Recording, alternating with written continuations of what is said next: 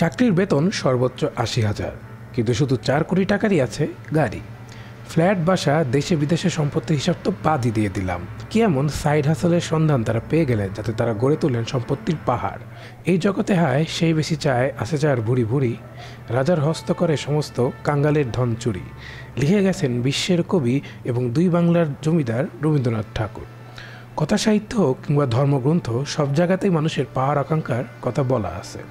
পবিত্র আল কোরআনে সূরা তাকাসুর প্রথম ২ আয়াতে আছে, প্রাচুর্যের প্রতিযোগিতা তোমাদের মহাচ্ছন্ন করে রাখে। সহিহ বুখারী ও মুসলিমে এসেছে, আদম সন্তানকে যদি একটি উপত্যকা ভর্তি স্বর্ণ দান করা হয়, সে এরকম আরও একটি চাইবে। শুধু ইসলাম ধর্মেই না, গীতাতেও আছে, চ্যাপ্টার ১৬ শ্লোক ২১, there are 3 gates leading to the hell of self destruction, lust, anger and grid.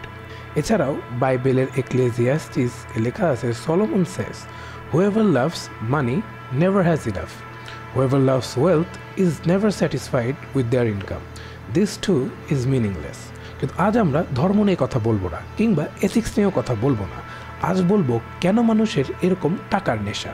যেখানে বেতনের টাকায় স্বাচ্ছন্দ্যে জীবিকা নির্বাহ করা সম্ভব ছিল, সেখানে কেন অবৈধ টাকায় বিলাসিতা। দেখব তাদের মস্তিষ্কে কি চলে, করব মনস্তাত্ত্বিক বিশ্লেষণ, দেখব বিজ্ঞান তাদের নিয়ে কি বলে।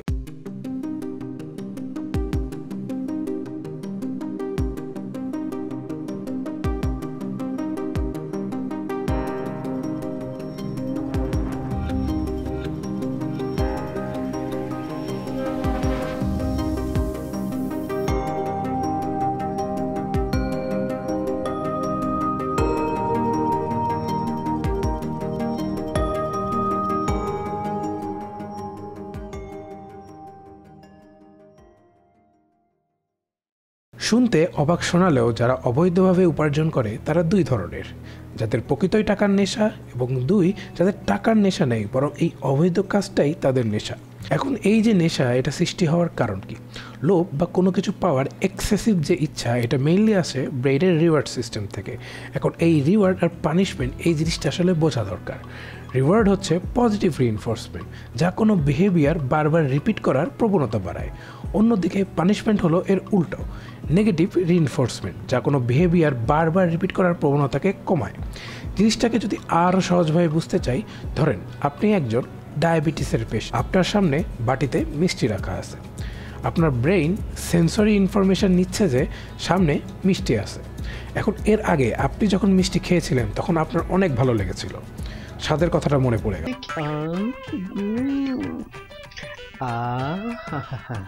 শরীর মনে কেমন যেন একটা মিষ্টি মিষ্টি হাওয়া দিচ্ছে। এখানে রিওয়ার্ড হচ্ছে মিষ্টির সেই প্লেজারেবল আর স্যাটিসফাইং টেস্ট। আবার আপনি এর আগে একবার মিষ্টি খেয়ে আপনার ব্লাড সুগার বাড়িয়ে ফেলেছিলেন, এতে আপনি খুবই অস্বস্তি বোধ করেছিলেন এবং আপনার শরীর বেশ খারাপ করেছিল। এটা পানিশমেন্ট। স্বাভাবিকভাবেই আপনার এই সেম বিহেভিয়ার রিপিট করতে ইচ্ছা করবে না। যখন আপনি মিষ্টি দেখেন, তখন ব্রেইনের নিউক্লিয়াস অ্যাকিউম্বেন্স ও অরবিটোফ্রন্টাল কর্টেক্স অ্যাক্টিভ হয়।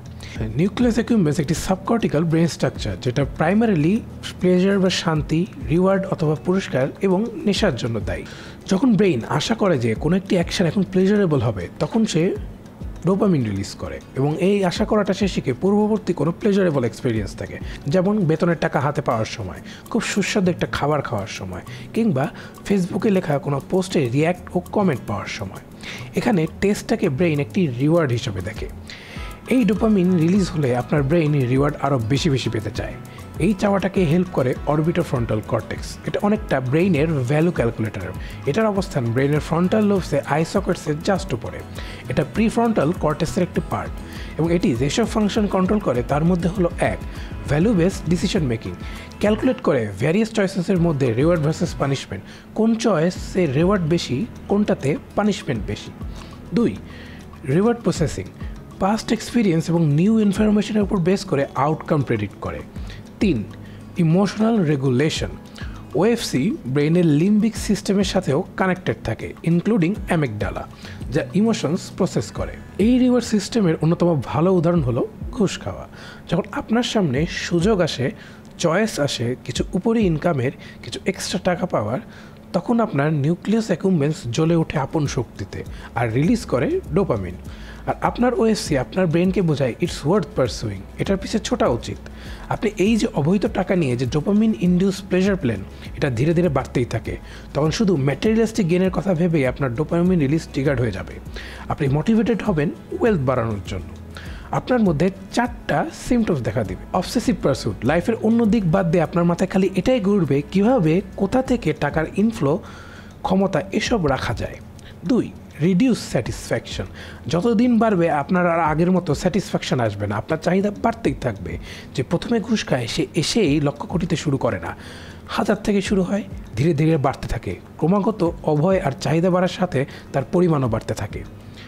3, neglect of other areas, relationships, health, personal wellbeing, এগুলো যে লাইফের সাথে কানেক্টেড এটা আপনি ভুলেই যাবেন।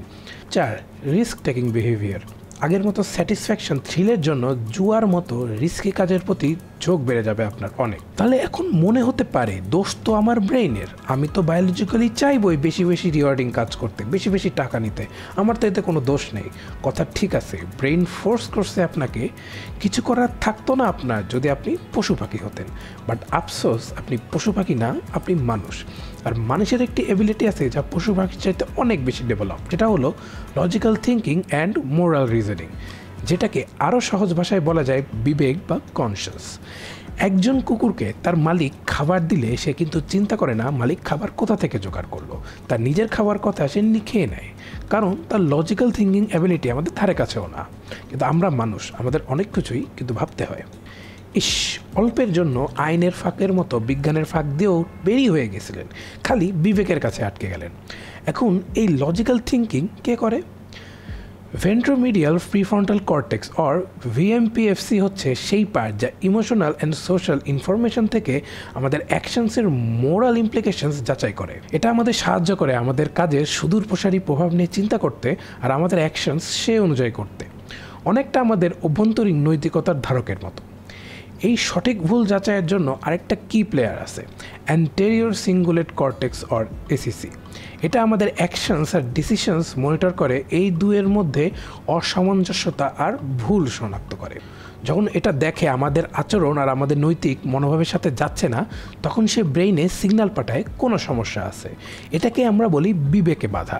যখন আপনার নৈতিক চরিত্র শক্তিশালী, তখন আপনি যখনই কোনো অনৈতিক কাজ করতে যাবেন, এই এসিসি আপনাকে বাধা দিবে আর আপনি সেই কাজ সহজে করতে পারবেন না। আপনি ভিতরে ভিতরে জানবেন কাজটা ঠিক হচ্ছে না।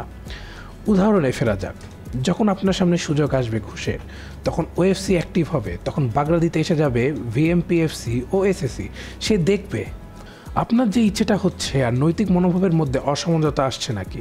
একজন সাধারণ মানুষের ক্ষেত্রে যখন ভিএমপিএফসি ও এসএসি দেখবে আপনি অবৈধ বেআইনি কাজ অপছন্দ করেন, ঘৃণা করেন, সততার সাথে জীবন পরিচালনা করেন, তখনই সে বলে সমস্যা আছে, এই কাজ আপনার মানসিকতার বিরোধী।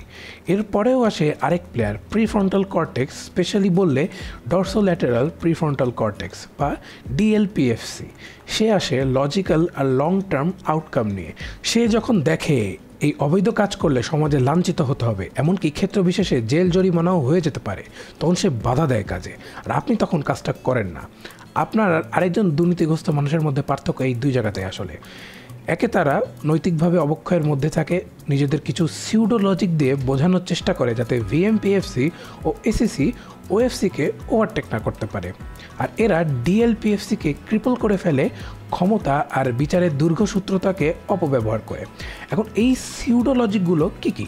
নাম্বার 1, সবাই তো করে, আমি করলে কি সমস্যা? সমস্যা তো আছেই, আপনি করলেও আছে, সবাই করলে সমস্যা সবারই আছে।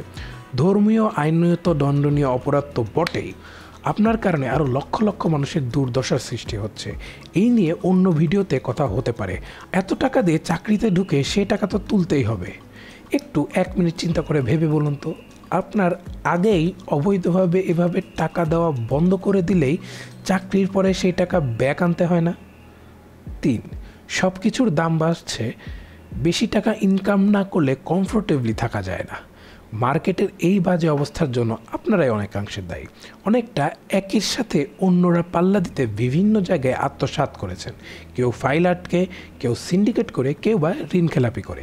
ফলাফল জিনিসপত্রের দাম তুঙ্গে, এর সাথে পাল্লা দিতে আরও অবৈধ পথ বেছে নিচ্ছেন, দাম কিন্তু আরও বাড়ছে। সাইকেলটা বুঝতে পারছেন?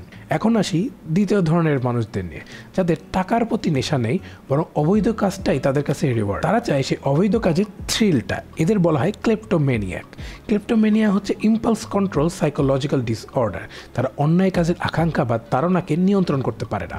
তারা normally anxiety, depression, over compulsive disorder এরকম সাইকোলজিক্যাল ডিসঅর্ডারে ভোগেন। এটা অনেক রেয়ার একটা ডিসঅর্ডার এবং according to national institute of mental health Dhaka, দেশে এখন পর্যন্ত একটা ক্লেপ্টোম্যানিয়ার কেস ডায়াগনসড হয়েছে। So it's safe to say আমাদের দেশে যে অন্যায় কাজগুলো হচ্ছে এই রোগের কারণে নয়। যারা টাকাকেই রিওয়ার্ড হিসেবে নিচ্ছেন তারা ব্রেনটাকে শুধু ইম্পালসের জন্য রেখে দিয়েন না।